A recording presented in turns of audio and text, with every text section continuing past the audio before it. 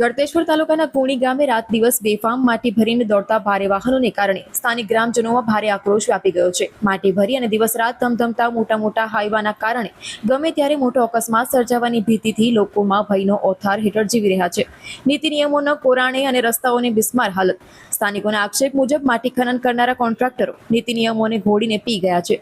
નિયમો મુજબ કેટલીક અને કયા લેવલ સુધી માટી ખોદવી તેની કોઈ જ કાળજી લેવામાં આવતી નથી।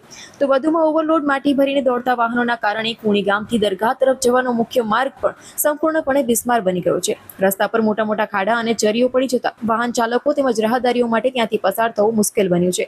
ગ્રામજનોની ગંભીર રજૂઆતને ધ્યાને લઈ કુણી ગામના સરપંચે તાત્કાલિક સ્થળ પર પહોંચી માટી ભરવાનું કામ બંધ કરાવી દીધું છે। આ અંગે ખાણ ખનીજ વિભાગના અધિકારીઓને મૌખિક રજૂઆત કરવામાં આવી સ્થળ ઉપર આવી યોગ્ય માપણી કરવાની માંગ કરાઈ છે। જ્યાં સુધી ખાણ ખનીજ વિભાગના અધિકારીઓ રૂબરૂ સ્થળ મુલાકાત લઈ અને ચોક્કસ માપણી અને નીતિ નિયમોની ખાતરી નહીં કરે ત્યાં સુધી આ માટી ભરવા દેવામાં આવશે નહીં। સરપંચની આ બાંહેધરી બાદ હાલ પૂરતું કામ અટકાવી દેવામાં આવ્યું છે, પરંતુ જો તંત્ર કે ભૂમાફિયાઓ દ્વારા નિયમોનો ભંગ કરી ફરી બળજબરીથી માટી લેવાનું કામ શરૂ કરવામાં આવશે તો સમગ્ર ગામ લોકો ઉગ્ર બની અને રસ્તા રોકો આંદોલન કરશે તેવી પણ ચીમકી ઉચ્ચારવામાં આવી છે। જે માલિકીની જગ્યામાંથી માટી કાઢે છે, જે ગૌચરમાંથી માટી કઢાઈ છે, જે 2-3 ફૂટ લેવાની હતી આજે 20-20 ફૂટ ખાડો કરી નાખ્યો છે, મોટા ધબ્બા હટાવી દીધા છે, દરગાહ જવાનો બધો જ રસ્તો ખરાબ કરી નાખ્યો છે, પબ્લિક ચાલતું જઈ નહીં શકતું અને ગેરકાયદેસર બધી માટી ઉઠે છે। જે કાયદામાં આપણે જે વહીવટી તંત્ર હતી જે માપની આલી એનાથી વધારે માટી કાઢી લીધી છે અમને અને કેનાલવાળો બધો જ રસ્તો ખરાબ કર્યો છે।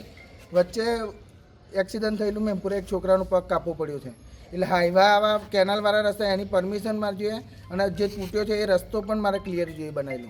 આ બાબતે તમે એ લોકોને રજૂઆત કરવા ગયા હતા?